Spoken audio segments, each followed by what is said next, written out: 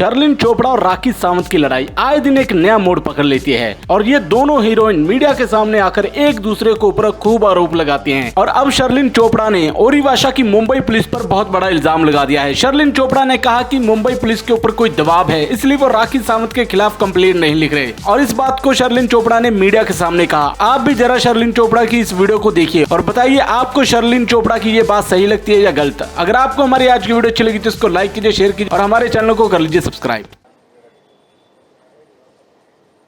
सबसे पहले मैं धन्यवाद देना चाहूँगी अंबोली पुलिस को, जो जिन्होंने मेरी शिकायत दर्ज की और मुझसे सारे सबूत लिए, सबूतों की पुष्टि की, जांच पड़ताल की। उसके बाद राखी सावंत और उनकी वकील फाल्गुनी ब्रह्मभट्ट के खिलाफ एफआईआर दर्ज की।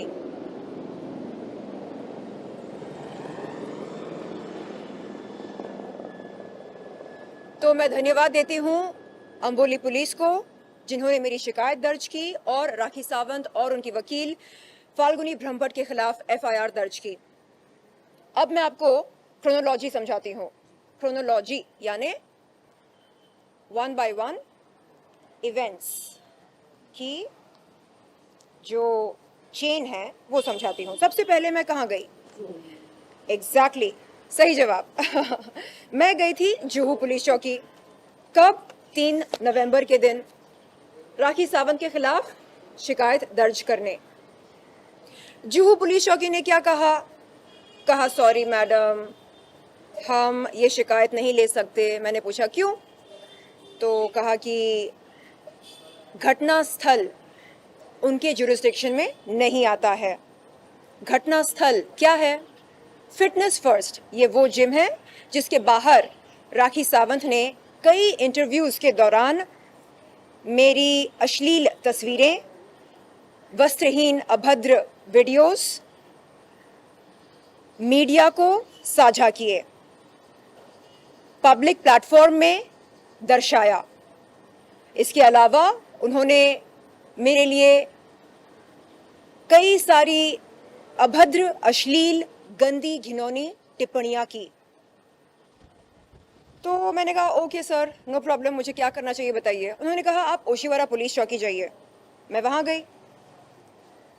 ये देखिए ओशीवारा पुलिस चौकी, शिकायत लेकर मैं वहां गई 7 नवंबर के दिन राखी सावंत के खिलाफ शिकायत दर्ज करने। ओशीवारा पुलिस चौकी ने क्या कहा सॉरी, हम आपकी शिकायत नहीं ले सकते। मैंने पूछा क्यों? कहा घटना स्थल हमारे जुरिस्डिक्शन में नहीं आता है। मैंने पूछा मैम, जुहू पुलिस चौकी ने भी यही कहा, आप भी यही कह रहे हैं, तो मैं जाऊं तो कहाँ जाऊं? उन्होंने कहा एक काम करो, आप अंबोली पुलिस चौकी जाओ, क्योंकि ये जो फिटनेस फर्स्ट जिम है ये सब टीवी लेन में है, तो ये अंबोली जुरिस्डिक्शन में आता है। मैंने कहा मैम, ये जो अपराध है ये सोशल मीडिया पर वायरल हो गया है, प्रसारित हो चुका है, तो क्या फर्क पड़ता है जुरिस्डिक्शन कहाँ का है, जुरिस्डिक्शन बैठता है कि नहीं बैठता है, आप शिकायत दर्ज कीजिए ना मेरी। उन्होंने कहा नहीं, ऐसा नहीं चलता है, जुरिस्डिक्शन के अंदर अगर घटना स्थल हो तो ही हम शिकायत दर्ज कर सकते हैं, ये कानून कहता है। उन्होंने मुझको समझाया। मैंने कहा कोई बात नहीं।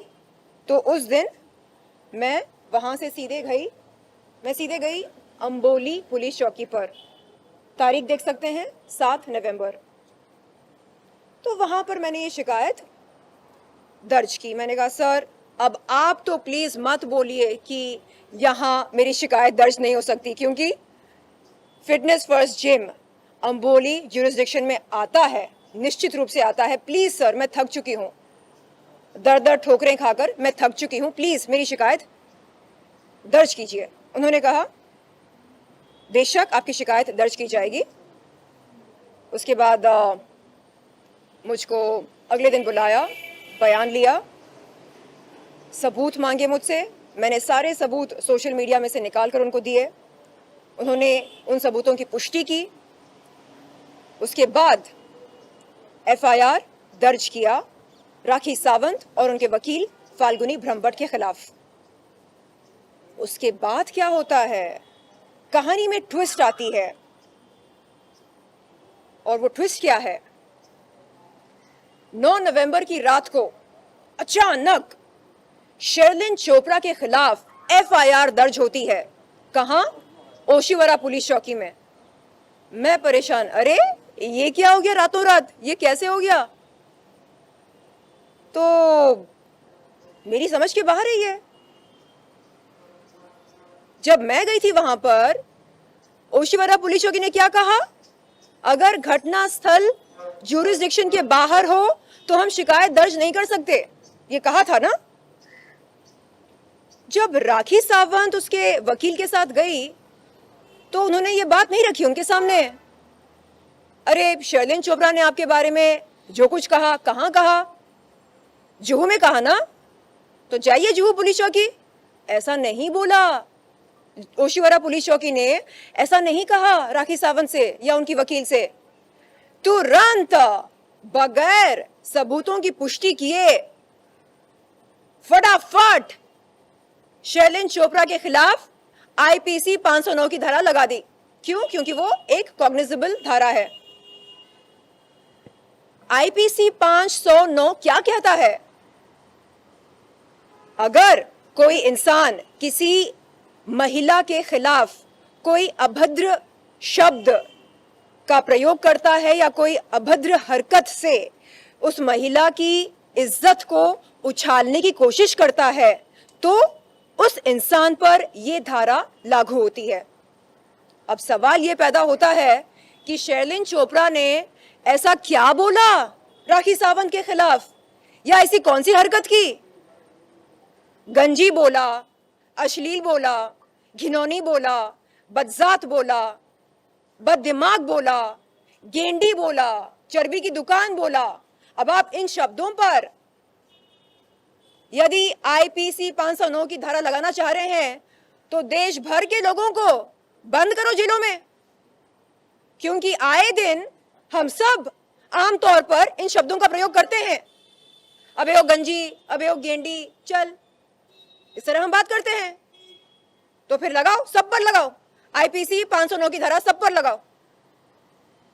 मैं जानना चाहती हूं कि 9 नवंबर की रात को किसका कॉल गया था ओशिवरा पुलिस चौकी पर, किस तरह का दबाव बनाया गया था ओशिवरा पुलिस पर, किस तरह का दबाव बनाया गया था, किसका कॉल गया था, मैं जानना चाह रही हूं। रातों रात शिकायत दर्ज हो जाती है, एफआईआर दर्ज हो जाती है, क्यों? इतनी घाई क्यों थी और ऐसी क्या मजबूरी थी, बताइए? क्या मुंबई पुलिस को इस तरह की शरारत करने की इजाजत है? मैं अनुरोध करती हूं हमारे उप मुख्यमंत्री देवेंद्र फडणवीस जी से कि तत्काल एक कमेटी बिठाई जाए और वो पता लगाए कि असल में क्या हुआ। 9 नवंबर की रात को किसका कॉल गया था ओशिवरा पुलिस चौकी पर? जिस पुलिस अधिकारी ने बगैर सोचे समझे, बगैर सबूतों की पुष्टि किए मेरे खिलाफ एफआईआर दर्ज किया, उनसे सवाल पूछने चाहिए। आखिरकार ऐसी क्या मजबूरी थी जो आप 10 तारीख की सुबह तक रुक नहीं सके? रातों रात के 12 बजे आपने एफआईआर दर्ज कर दिया, क्यों? ऐसी क्या मजबूरी थी? किसका कॉल गया था ओशिवरा पुलिस चौकी पर? ये देखिए, अरे हम जाते हैं पुलिस चौकी पर, हमसे 1000 सवाल पूछे जाते हैं, जैसे अच्छा घटना स्थल कहां है, ये अपराध कहां घटी, सबूत है आपके पास, पेश कीजिए।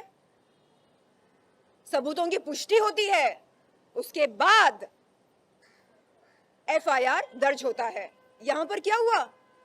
सबूतों की पुष्टि हुई, हो गई, रातों रात शिकायत दर्ज हो गई, एफआईआर दर्ज हो गया, इन्वेस्टिगेशन हो गया और धारा लग गई।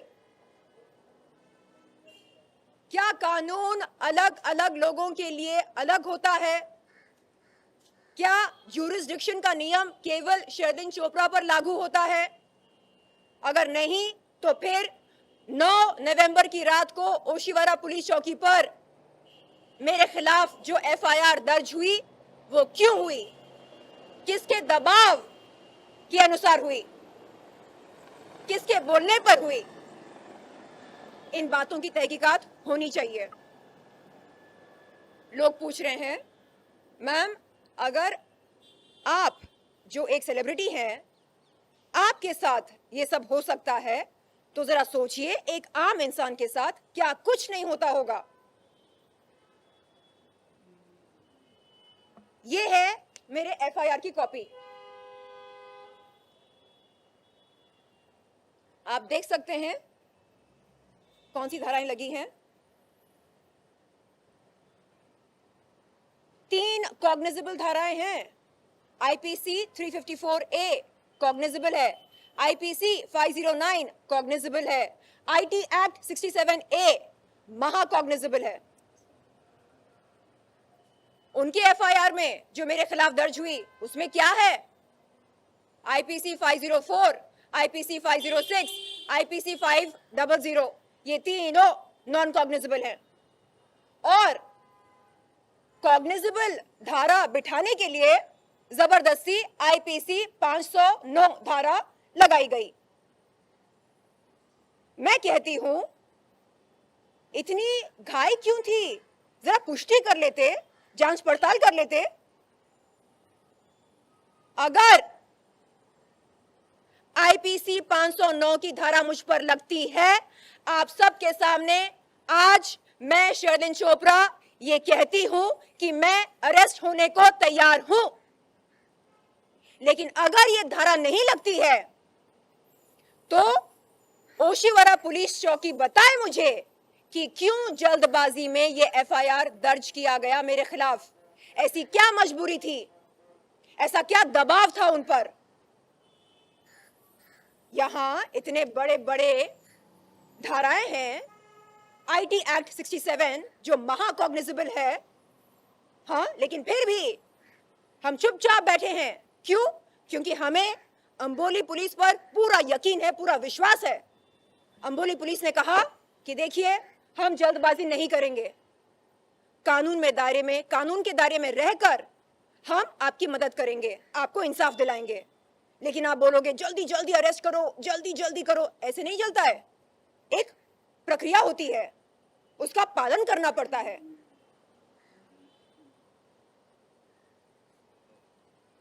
और एक और बात मैं आप सबको बता दूं, अंबोली पुलिस ने यह पता लगाया अलीबाग पुलिस को कॉल करके कि क्या शर्लिन चोपड़ा, जैसे राखी सावंत कहती है मीडिया के सामने आकर, कभी किसी वैश्या व्यवसाय में रंगे हाथ पकड़ी गई, हां या ना? अलीबाग पुलिस ने इसका जवाब ना में दिया, कहा कि उनके पास ऐसी कोई एफआईआर नहीं है जिसमें शर्लिन चोपड़ा का नाम मौजूद हो बतौर आरोपी। इस बात से यह स्पष्ट होता है कि राखी सावंत दुनिया की नंबर 1 झूठी है। मीडिया के सामने आकर महिलाओं पर लांछन लगाती है, अरे ये तो वैश्या है, अरे ये तो वो है, अरे ये तो पकड़ी गई रंगे हाथ। अरे ओ पगली, जा। अलीबाग पुलिस खुद कह रही है कि उनके पास ऐसा कोई एफआईआर नहीं है जिसमें शर्लिन चोपड़ा का नाम मौजूद हो बतौर आरोपी। अब अगर ऐसी लड़की को मैं गंदी कहूं तो क्या मुझ पर आईपीसी 509 की धारा लगनी चाहिए? कमाल है, मजाक बनाकर रख दिया कानून को। अरे मीडिया को बुला बुला के मेरे वस्त्रहीन फोटोज वीडियोस दिखा रही है, हाँ? शर्म आनी चाहिए एक महिला को सरेआम जलील करते हुए। ये देखो ये देखो ये देखो ये देखो शर्लिन चोपड़ा की असलियत। मेरी असलियत क्या है ये दुनिया जानती है, तेरी असलियत क्या है ये दुनिया जान रही है, जानती है और जान रही है। एक अपॉर्चुनिस्ट है ये। जब जब कोई महिला यौन शोषण के खिलाफ आवाज उठाती है, उसकी लड़ाई में जबरदस्ती आ जाती है बीच में। क्यों? पब्लिसिटी बटोरने के लिए। अरे जाकर अपनी लड़ाई लड़ना। अम्बोली पुलिस जो एक्शन ले रही है उसके बारे में क्या